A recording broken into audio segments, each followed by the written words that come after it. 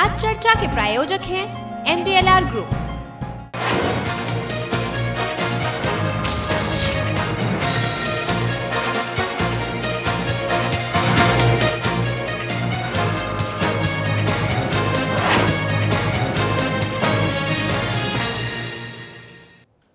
नमस्कार, राज चर्चा में स्वागत है आपका। आपके साथ मैं हूं साकिब सुमन।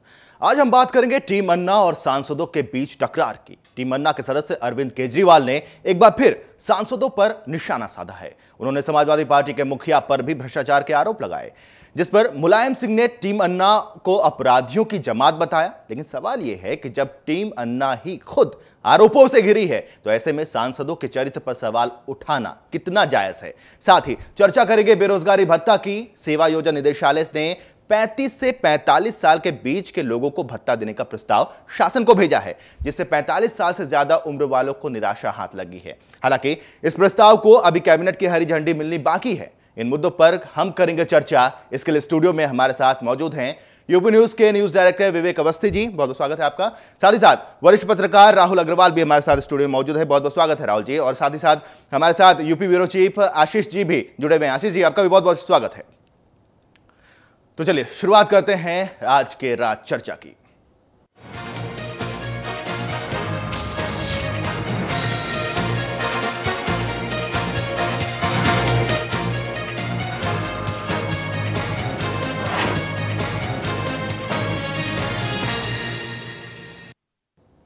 तो संसद के विशेषाधिकार हनन के नोटिस का जवाब देते हुए अरविंद केजरीवाल ने एक बार फिर से सांसदों पर निशाना साधा है। केजरीवाल ने समाजवादी पार्टी के मुखिया मुलायम सिंह यादव पर भी संगीन आरोप लगाए। जवाब में एसपी की तरफ से भी बयान सामने आया। लेकिन सबसे पहले चलिए आपको सुनाते हैं कि अरविंद केजरीवाल ने क्या कुछ कहा। कई सांसद ऐसे हैं जिन पर समय समय पर भ्रष्टाचार के संगीन आरोप लगते रहे, जैसे श्री सुरेश कलमाडी, श्री ए राजा, श्रीमती कनिमोई, श्री लालू प्रसाद यादव, श्री मुलायम सिंह यादव इत्यादि। यदि जन लोकपाल कानून होता तो कुछ और सांसदों पर भी आरोप तय हो गए होते।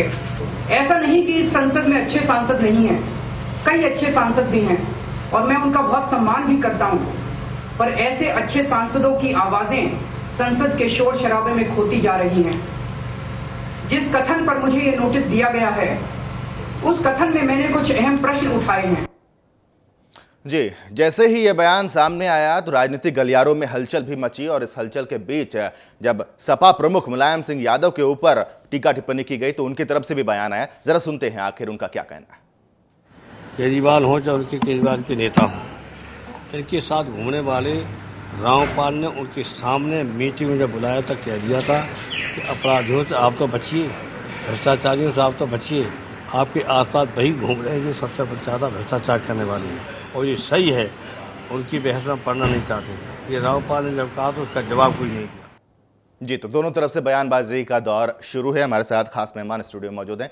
विवेक जी, सबसे पहले आपसे जानना चाहूंगा, संसद के बाहर से भी टीका टिप्पणी और संसद के अंदर से भी टीका टिप्पणी, किस दौर में जाते हुए हम देख रहे हैं इस पूरे लोकतंत्र के नजरिए से अगर बात की जाए तो? देखिए, लोकतंत्र अपनी जगह पर चलता है, आरोप प्रत्यारोप एक अलग चीज है। लेकिन आप अगर संसद की बात करें, संसद की गरिमा की बात करें, अरविंद केजरीवाल और टीम अन्ना ये होते कौन है? मैं पहले भी कहता हूं, फिर कह रहा हूं और आज जोर से कह रहा हूं कि समाज के ठेकेदार हैं कौन? ये किसने इनको ये मॉरल पुलिसिंग की अथॉरिटी दे दी कि लोगों के बारे में, सांसदों के बारे में, उन सांसदों को जिनको लोगों ने चुन के भेजा है, लाखों लोगों ने जिनको चुन के संसद में पहुंचाया है, उनके बारे में ये बात कर रहे हैं कि अपराधी हैं।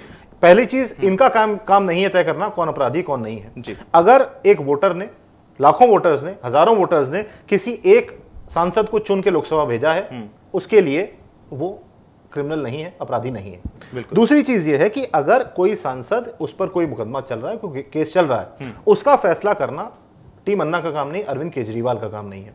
उस पर फैसला करना अदालत का काम है। अदालत का फैसला अगर उसके खिलाफ आता है किसी भी सांसद के, उसकी सदस्यता अपने आप जाती है, वो आदमी जेल में होता है। तो ये टीका टिप्पणी बेवजह की है।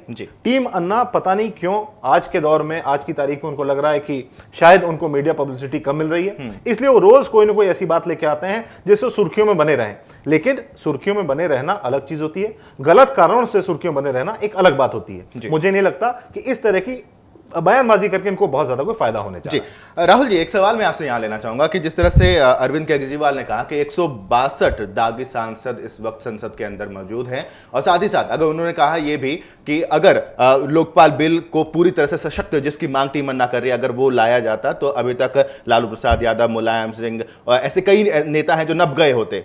क्या कहेंगे इस पर? देखिए, सबसे पहले तो सबसे बड़ा सवाल लोकपाल पर। जी, अब तक टीम अन्ना लोकपाल की बात कर रही थी, लेकिन अगर पिछले कुछ दिनों के डेवलपमेंट को देखें तो लोकपाल पे कोई बात नहीं की जा रही है कि लोकपाल पे बहस होनी चाहिए, या लोकपाल पर सरकार क्या कर रही है, या लोकपाल पर सरकार का क्या रुख है, बल्कि निजी चीजों को उठाया जा रहा है कि ये भ्रष्ट हैं, अपराधी हैं, इन लोगों का ये है, इन लोगों का वो है। और सबसे बड़ा सवाल, टीम अन्ना ने पूरी कोशिश की थी हाल ही के मैंडेट में जब 5 राज्यों का चुनाव था, अपनी तौर पर पूरी कोशिश की गई, लेकिन उसके बाद भी समाजवादी पार्टी को जनता ने चुनकर मैंडेट दिया और बहुमत की सरकार बनी। उसके बाद भी जिस तरीके से केजरीवाल का रोज बयानबाजी आ रही है, और विवेक जी ने भी इस चीज को कहा कि कहीं ना कहीं अब एक मीडिया पब्लिसिटी का दौर जारी है, और कहीं ना कहीं टीम अन्ना जो है अब वो ये समझने लगी है कि आगे की कुर्सी पे खुद अन्ना बैठे हैं, उनके बगल में किरण बेदी बैठी हैं, एक बगल प्रशांत भूषण है, एक बगल केजरीवाल है, और पीछे की सीट मनोज सिसोदिया ने संभाल रखी है। तो यही 5-6 लोग तय कर दे रहे हैं कि कौन भ्रष्ट है और कौन भ्रष्ट नहीं है, जो कि बिल्कुल गलत है। अगर आप संसद में सुने तो संसद में पहली बार हुआ कि सारे दलों के नेताओं ने एक सुर से कहा कि इस तरह की जो चीज हो रही है, खुद टीम अन्ना क्यों नहीं संसद में आते हैं, राहुल संसद में बुलाना चाहिए। राहुल, यहाँ पर एक छोटी सी बात और कहना चाहूंगा मैं। 162 सांसद ये कहते हैं जो कि आपराधिक पृष्ठभूमि के हैं, दागी हैं। क्या इन्होंने इस बात का उल्लेख किया कि इन 162 लोगों पर क्या क्या चार्जेस हैं? क्या वो क्रिमिनल ऑफेंसेस सीरियस नेचर के हैं कि नहीं है? अगर आप एक प्रोटेस्ट लीड कर रहे हैं जहां पर धारा 144 लगी हुई है, वहां पर एक मुकदमा दर्ज हो जाता है, तो क्या आप क्रिमिनल हैं? क्या आप दाम बढ़ोतरी के लिए अगर एक प्रदर्शन की शिरकत कर रहे हैं और आप पर एक मुकदमा दर्ज हो जाता है, आप क्रिमिनल हैं? तो क्रिमिनल कौन है कौन नहीं है ये तय तो पहले ये कर नहीं पा रहे हैं। 162 की लिस्ट इन्होंने दे दी कि ये 162 हमारे सांसद इस देश कैसे क्रिमिनल हैं। अरे भाई, आप ये तो बताइए इन पर केसेस क्या क्या हैं, कौन सी उन्होंने हत्या की है, कौन सा अपहरण किया है, या कौन सा इस नेचर ऑफेंस किया है। आप 162 सांसदों को अगर ये कह रहे हैं कि क्रिमिनल्स हैं, तो आप संसद का ही नहीं, इस देश के हर नागरिक का सम्मान नहीं रख रहे हैं। नहीं, इसके साथ साथ एक चीज देखने वाली ये भी है कि इसके अलावा उन्होंने करप्शन के चार्जेस 13 लोगों पर लगाए, जिसमें उन 13 के 13 लोगों का इन्होंने बाकायदा नाम लिया। क्या इनके पास किसी तरीके का कोई साक्ष्य थे कि आप किसी का भी नाम लेकर, जो कि एक कंट्री को रिप्रेजेंट कर रहे हैं, एक देश को रिप्रेजेंट कर रहे हैं, आपने साक्ष्य ना होते हुए उन लोगों के नाम ले लिए? अभी तक मुझे तो लगता है कि अभी तक इनके ऊपर सरकार द्वारा कोई कार्रवाई क्यों नहीं की गई। और जिस तरीके से कल भी देखा गया था कि इन्होंने खुद जाकर गाजियाबाद के अंदर एक विभाग के अधिकारियों को जिस तरीके से अडवाणी का पत्र का हवाला देते हुए डराने धमकाने की कोशिश की थी, तो कहीं ना कहीं इस तरह की कार्रवाई जरूर की जा रही है इन लोगों। बिल्कुल, इस तरह की कार्रवाई कहीं ना कहीं की जा रही है। मेरे हाथ में एक चिट्ठी है जो कि अन्ना की टीम यानी अरविंद केजरीवाल ने विशेषाधिकार हनन का जब प्रस्ताव आया तो आज राज्यसभा में भेजा। इसमें उल्लेख किया गया है कि हाल ही में एक फिल्म देखने के लिए मैं पहुंचा, पान सिंह तोमर। इस फिल्म में एक डायलॉग है, बीहड़ में बागी रहते हैं, डाकू तो संसद में है। और जब ये डायलॉग सिनेमा हॉल में बोला गया, तालियों की गड़गड़ाहट, ये अरविंद केजरीवाल ने जिक्र किया है। सीधे मैं इसी सवाल के साथ चला जाऊंगा आशीष सिंह के पास। आशीष जी, जिक्र किया अन्ना हजारे के खास सदस्य ने, अरविंद केजरीवाल ने कहा कि जब पान सिंह तोमर फिल्म वो देखने पहुंचे और जब ये डायलॉग फिल्म अभिनेता की तरफ से सामने आया कि संसद में सारे डाकू रहते हैं, तालियों से गूंज उठे। क्या ठेका ले रखा है अरविंद केजरीवाल ने पूरे समाज का?